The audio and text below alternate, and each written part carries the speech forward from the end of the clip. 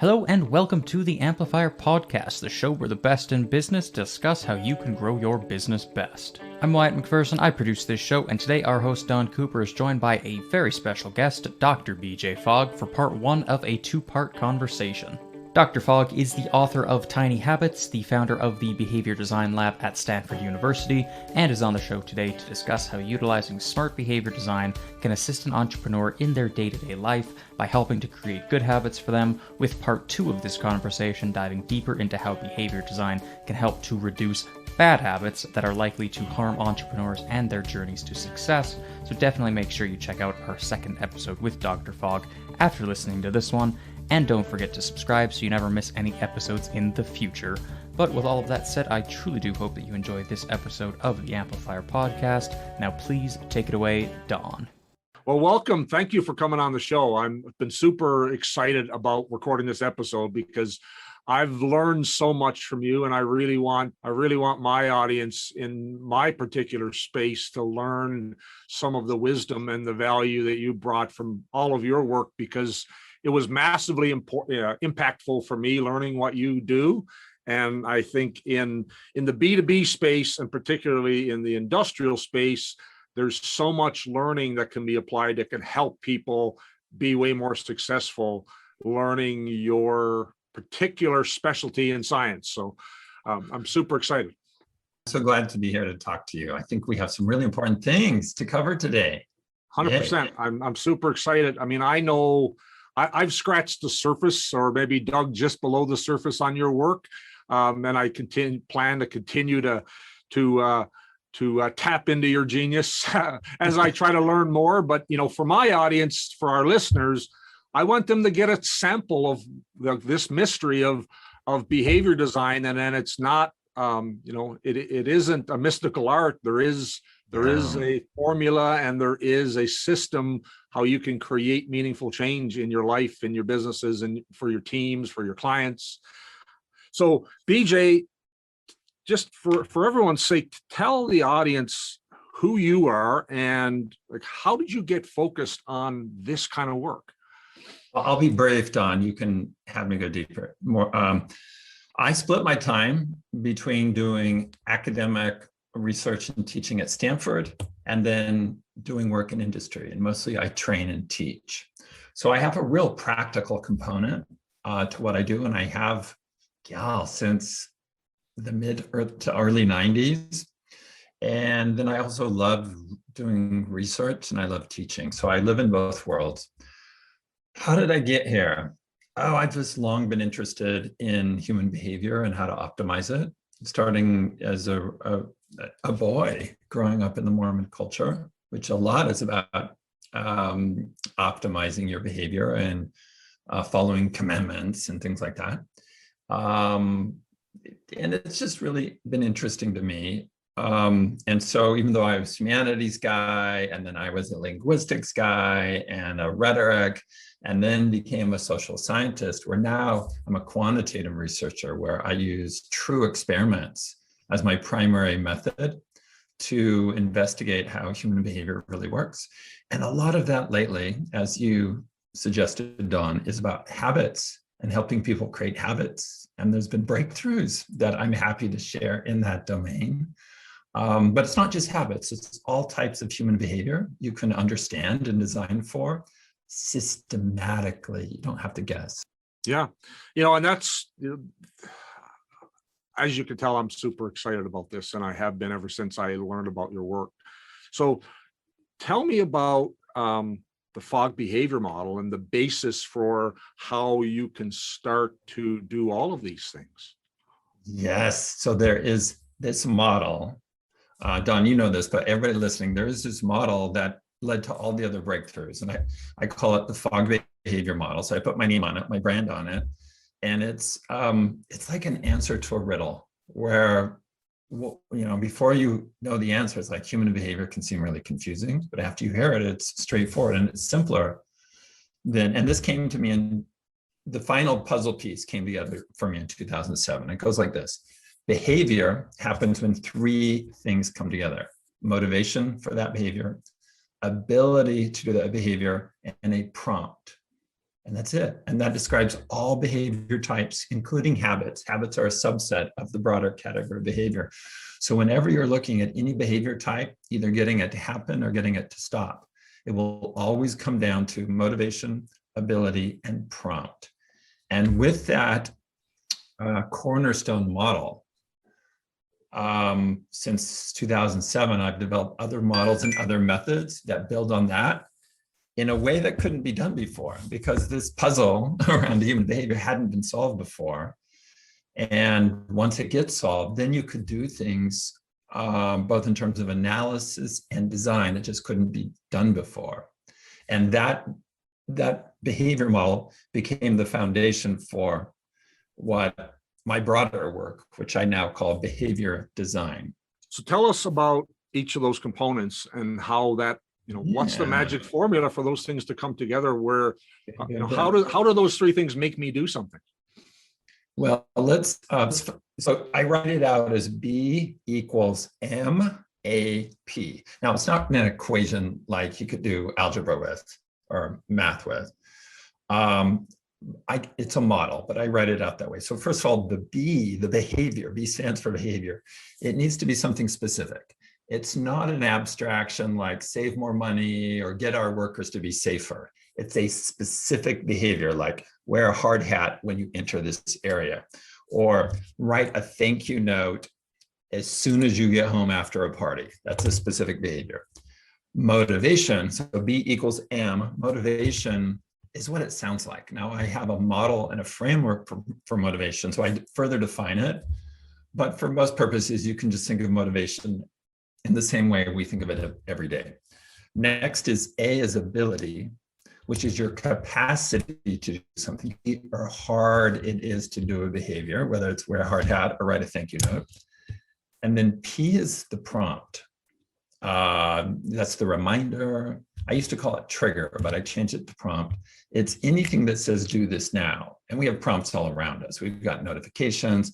My phone just rang for a second a few minutes ago. That was a prompt to answer it, which I'm not motivated to do because I'm talking to you, Dawn. And I guess I'm able to do it, but I don't have motivation. So even though my phone rang, that was a prompt. I guess I was able to do it, but my motivation to answer the phone in this moment is zero. So that means the behavior of answering the phone did not happen. So if any of those elements, motivation, ability, or prompt is zero, like it's not happening, like you don't have motivation, or you don't have ability, or there's not a prompt, then the behavior doesn't happen. So each of those components, how do you start to design around using that idea? Like, and what are the things you need to consider? Whoa, okay, I'll be brief. You can go deeper if you want. First of all, figure out what is the behavior that you want yourself or your employees to do. So define the behavior. And again, it can't just be an abstraction like be safer or follow our guidelines. It needs to be very specific. Define the behavior carefully. And ideally, you want to match people with behaviors they already want to do. All right, so the motivation ideally is part of matching them with the behavior. It's easy to give an example like in the exercise space. If somebody doesn't want to go running around their neighborhood, then don't pick that behavior for yourself or for others. Pick an exercise behavior that you want to do. That might be rowing, surfing, swimming, whatever. So ideally, and in behavior design, what you try to do is match people with behaviors they already want to do. So the motivation already comes along with the behavior. Now there's times that doesn't happen and we can get to that in a minute, but let me go to the next component. So once you know what the behavior is, let's say it's writing a thank you note as soon as you get home after a dinner party. That's the behavior. And you want to do that because you want to be grateful. So but then you need to make it easy to do. That's the ability component. So how do you make it easy to do? You probably, for sure, have some thank you notes ready to go. Like if they're still at the store, it's hard to do. You might pre-address the envelope even before you go to the dinner party. Go pre-address the envelope, put the stamp on, have the thank you note sitting out on your kitchen table or your desk. So as soon as you get home, all you have to do is write in the note, put it in the envelope, and you're done. So that would be increasing your ability. making it easy to do. And the third thing is prompt. What's going to remind you? In the case of the thank you note, just leaving the note out on the kitchen table could be a good reminder. There's other ways to remind yourself to do stuff. And we do this all the time. We send ourselves emails, we put it on our to-do list, we tell somebody else to remind us, etc. So in behavior design, ideally what you're doing is matching somebody with a specific behavior they want to do, that's motivation. You're making it really easy, and you're making sure there's a prompt. And if you do all those things, the behavior will reliably happen. You have this model in behavior design where, and you call it the pack person, where you've got these three different components of how each of motivation, ability, and prompt happen, because sometimes the person doesn't want to do it. That's not the right motivator.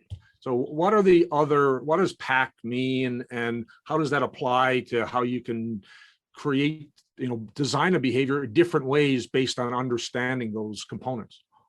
I will answer this, but first of all, geek alert, everybody. We're going to geek out into another model, but it's practical. It truly is practical. And this model is so important that it's on the little notebooks for behavior design, and it's on when there's boot camp, when we run a training in this.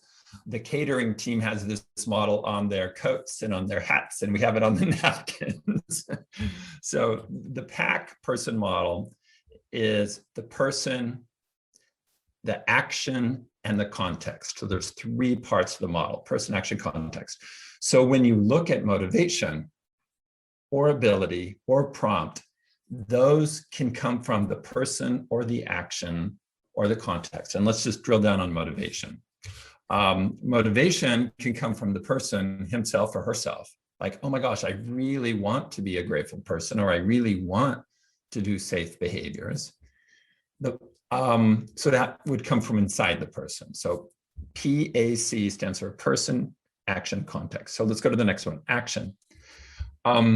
If the person doesn't already want to do the behavior, yes, there are ways to motivate them by attaching a benefit or a punishment to the action. Carrots and sticks. People are very familiar with this. It's not the best way to motivate somebody. The best way is to pick something they already want. But there are times when people don't already want to do something like file an expense report within 7 days. Nobody loves that. But the penalty for that might be if you don't get it done within 7 days, you don't get reimbursed. So that's attaching a punishment to the action, or sometimes it's a benefit for the action. If you show up early to this meeting, we're going to give you some chocolate, right? That's motivating them to that. The third one is the context. There can be motivation that happens in our context. Right now, in the time of COVID, our context has changed, and we are unusually motivated to wear masks or to socially distance or so on. That's a function of the context. When other people are doing things around us, oh, everybody's wearing short pants, or everybody's wearing long pants, or I think everybody's going to wear a tie to the wedding. I certainly don't want to wear a tie. However, if I think everybody's wearing a tie to a wedding, that's a contextual motivator, because we don't want to look stupid or bad or be ostracized from people in our context. So when it comes to motivation, it will always fit in one of those categories. Either it's kind of intrinsic to the person, or it's attached to the action, carrot stick, or it's this motivation that happens in a context. Now, the context motivation can be fleeting. It goes up and down. And once we're in a different context, that motivator can go away. So it's different than the other two. But when you look at anything that motivates you or other people, it will always be one of those three things, or a combination of those three things. And so to and prompt have those same thing. Yeah. So potential uses. Yeah. Okay. I'll be faster on this one, but to increase ability, you can change the person. So I'm going to go PAC again. You change the person by skilling them up or training them. So if somebody is more skilled in, let's say, cleaning the bathroom. You teach your teenager, you skill. It's a great one. I've got an 18-year-old that is the bane of my wife's existence right now about not doing just that. So that's okay. We'll keep going with cleaning the bathroom. Very important. So when somebody skills up, it gets easier to do. You can make it easier by scaling back the action. And that would be, oh, you don't have to clean the whole bathroom, just wipe out the sink or just clean the mirror. So that's taking the action and scaling it back so it's easier to do. And the third one is about the context. You can put the tools or resources in the context. Here's the cleaner, here's the sponge, here's the toilet brush. And by giving people tools and resources, you make it easier. And we do this all the time in business, right? We want you to do X, Y, Z. Here's a tool for doing it. What you're doing with that is you're making it easier to do by putting something in somebody's context, or you're bringing something into your context. For example, different example, not clean the bathroom. I want to drink more water. Bam, I have water sitting on my desk. So by design, you do too. So by design, what we've done is we've changed our context by putting a tool or a resource we need, the water, to make it easier to do. And the third one is prompt. So the person can just prompt himself or herself like, oh, I need to clean the bathroom. That's not a good way to design, but it happens. The prompt can be attached to an action they already do. Like after I come home from soccer practice, I will clean the bathroom. So arriving home from soccer becomes the prompt for cleaning the bathroom. Or the prompt can come from the context.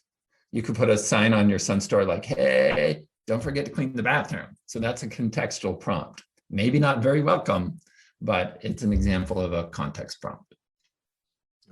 And I love that action prompt, what you call an anchor prompt.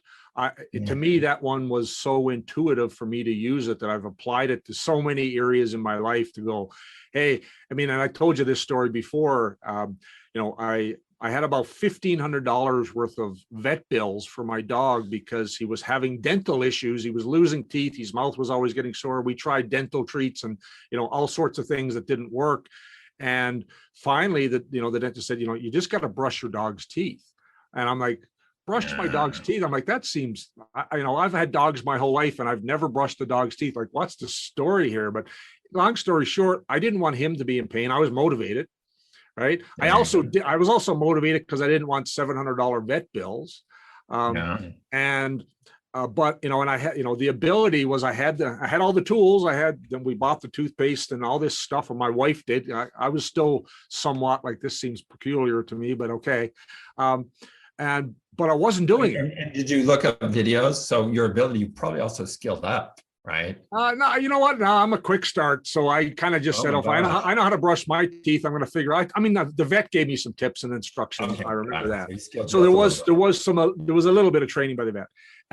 But I recognized I wasn't doing it. And, when we started talking about anchor prompts, I want to do it. I have the tools, but what's missing? And I instantly went, well, two things were wrong. Why the behavior wasn't happening. One, my wife had taken the toothpaste and the dog toothbrushes and stuff and had put it in a Ziploc bag and put it underneath the vanity in the bathroom. So it was out of sight. For context wise, it was no longer immediately available.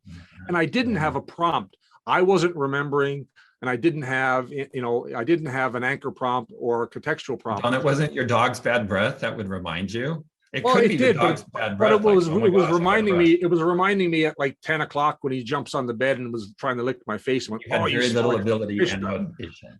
Right. So you're prompted when it's like ability low, motivation's low. Yeah. Yeah. Well, once we had gone through this work, I went, okay, what's missing? Like I could instantly diagnose the situation and go, what is missing? And I identified there's two things wrong with my formula. One was, from a context point of view, my ability was sort of limited because I needed to put the toothpaste and the toothbrush in a cup on the kitchen, on the bathroom vanity. So he had his own place right next to my daughter's tools. And then I thought, okay, what's my prompt going to be? Well, every morning I was already helping Abby brush her teeth. She'd say, Dad, can you come help me? Because I'd have to open up her toothpaste or open up her mouthwash. And so I went, this is perfect. When Abby asked me for help, I'm going to put the dog's, materials right next to hers in his own cup. When she says, come help me, I go in and I call the dog and I help her, and then I brush his teeth, and no more vet bills. Good. Well, No more vet Don, bills. that's a wonderful example. I mean, and so in the tiny habits world, the recipe would be this: after I help Abby brush her teeth, I will brush my dog's teeth. So, Right. so you use an existing action, helping Abby, to be the reminder or the prompt. The technical term is the prompt to brush your dog's teeth. That's a great example. I've never heard that example before. Congratulations. Yeah, and so it works, but you know, behavior design in practice is a practice, because literally 9 minutes ago I came from the dentist. Wow. and I got a bad report on my flossing, BJ. Oh no. And yeah, so you know, no major problems in there, but they said, you know, you're going to have some if you don't start upping your flossing practice. And I have the tools. I have a water pick flosser, and I'm motivated to do it, but I hadn't created the habit of, you know, just doing it. So I need to just use an anchor, which is after I brush my teeth, I'm going to use the water pick right away. And so I made a commitment to my hygienist, who's listening, because I told her all about behavior design, and she was criticizing me about my flossing. And so I made a commitment. I'm going to, and as soon as we were talking about it, I know it was funny. I know exactly what I got to do. I have the motivation. I have the ability. I'm lacking a prompt. I need to just start putting this on an anchor prompt. But when I brush my teeth, I use the water pick, and I know I'm going to do it, because it just sort of instantly clicked with me how to diagnose the issue to change that behavior quickly, right? There are broader implications of how you can use these concepts in improving lots of your life, improving your own personal performance in your work and in designing things, new products, new processes, all sorts of things in business. How do you stack these things together to make more complex things happen? Yeah. Behaviors tend to happen in sequences. So there's a behavior model for each behavior, and one behavior can prompt the next. It's like brushing, completion of brushing will prompt the next, and so on. So that's one way that we chain behaviors together, where we get a routine, thing after thing after thing after thing. And many of us have morning routines where one thing leads to another. And I would guess many of us are revising and optimizing our morning routine kind of a lot, depending on change of circumstance or change in needs. That's one way. Another way is, as you do a behavior and you feel successful doing it. I'll give kind of an odd example. For most people, let's say that you arrange flowers and you feel successful doing it, then you might start thinking to yourself, I'm the kind of person who arranges flowers and can arrange flowers, which is actually true for my life. I didn't feel that way, but now I probably have 7 flower bouquets around the house, and it's a weekly habit, and it's a daily habit to either water or trim or my flowers. So change leads to change. If you feel successful, it could be tidiness, it could be gratitude, it could be exercise, it could be aspects of productivity. So the key there is to help somebody do a behavior and feel successful, which then shifts how they think about themselves. I'm the kind of person who finishes projects on time, or I'm the kind of person who communicates to my colleagues. And then when they have that emerging identity, the new identity, then it's natural for that person to do other related behaviors within that domain, whether it's communication or productivity or tidiness or even flowers. Feeling successful was something about learning this with you that I really loved. And you have an interesting but really fun way of celebrating to create that emotional bond with a new thing. What is that, and how does that work? Yeah. The key, everybody, is, well, I'll say 3 words and I'll unpack it. Emotions create habits. So if you want to create a habit in yourself or others, you're designing for emotions. So if you do a behavior and you feel successful, like, oh my gosh, that worked, or that moved me forward in a way that matters. It's that feeling, that recognition. that makes that behavior more automatic. It's not repetition that creates habits. It's not incentives that create habits. It's the emotion that you feel. I don't have to do it 30 times in a row or 60 days or 21 days. No. I mean, let me give a quick example. I would say 5 or 6 years ago, when I was using my iPhone, I was using the wired headset. And then one day I bought the earpods that are wireless, and I put them in and I used them. It was like, oh my gosh, this gives me a superpower. I'm more successful using this because I'm not getting the cord tangled up and so on. I didn't have to repeat that behavior many times. It was a one and done. As soon as I used the earpods, the corded one just went in the drawer only for emergencies, right? So that's an example of, here's this new habit that many people created without trying very hard, without repeating it over and over.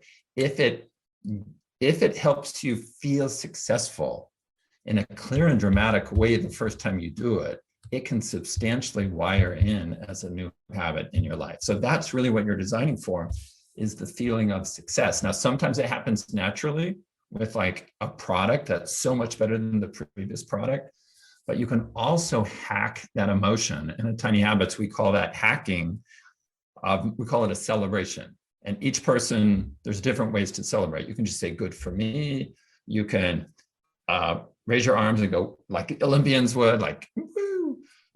You could think about your purpose and how this productivity behavior helps you achieve your purpose, or the gratitude behavior helps you. Whatever causes you to feel successful, you can hack that emotion and do it in the moment. So your brain can associate the thank you note, or the wearing the hard hat, or the wiping off the bathroom mirror with a positive emotion. And that's how you accelerate the speed of habit formation. I was amazed learning that. I mean, it seems so obvious, but it's not obvious in practice. But when you do it intentionally to hack that habit by creating that celebration after you do that behavior, it's like you get this hit of dopamine, and you go, within one time, 2 times, 3 times, all of a sudden it just feels so natural that it's almost like you are speeding up the habit formation in a way that was really interesting for me. And I think anyone who learns that little trick, which I think it's a little trick, but it's got big arms in terms of its effectiveness. Well, it does give you an amazing ability to form habits quickly and easily. Like if you can cause yourself to feel positive emotion on demand, and some people can do this naturally and some people have a really hard time. Most people are in the middle. They can learn to do it. They can get better at it. But that ability to fire off that positive emotion is essentially directly related with your ability to create habits quickly. And I call that emotion, that feeling of success, I've named that shine. So shine is the name I've given to the emotion when you feel successful, because there wasn't a good word in English or any other language for it. So really get good at feeling shine or helping other people feel shine. Then you get really good at creating habits in yourself or in other people. I just got a reminder of something there, because I had such great experiences using that myself, and I was just reading something on neuroscience around reinforcement, and you said helping other people feel shine. Like literally, if you're a supervisor, manager, partner, you can, when you recognize that someone else has started a new habit, that you can give them that same hit to feel successful. What a great thing. John, let me give a really common example. And once people see the pattern, you're going to see it everywhere. Let's say in my Stanford class, I have a student who's quite shy and she doesn't speak up very much. But one day she asks a question. What I'm going to do is give her the most positive, true comment. I can see a better question. So I might say, Rosa, that's a really insightful question. Thank you for asking it. right? And so by reinforcing her and calling out how she's succeeded, she's much more likely to ask questions in the future. And after I do that a few times, it might be, wow, Rosa, that question demonstrates that you're really pulling together aspects of the material. Let me try to answer that for you. Imagine I do that 2 or 3 times. Rosa's going to increase the frequency of questions in my class. Now, we see this with kids and with our dogs and with even customers that come into a store, kind of thing. So just recognize this pattern, that it is the feeling of success, whether you hack it in your own self or you give other people that feeling of shine. That's what makes that behavior more likely to occur in the future. And there you have it. Thank you so much, everybody, for listening to this episode of the Amplifier Podcast. If you'd like to learn more about or get in touch with either Dr. BJ Fogg or our host, Don Cooper, then you can do so at any time by following their links in the description of this episode. Make sure you leave us a 5-star rating. It truly does help out the show a lot, and be sure to subscribe so you never miss any future episodes. But with all that said, I truly do hope that you enjoyed this episode of the Amplifier Podcast, and we cannot wait to see you here next time.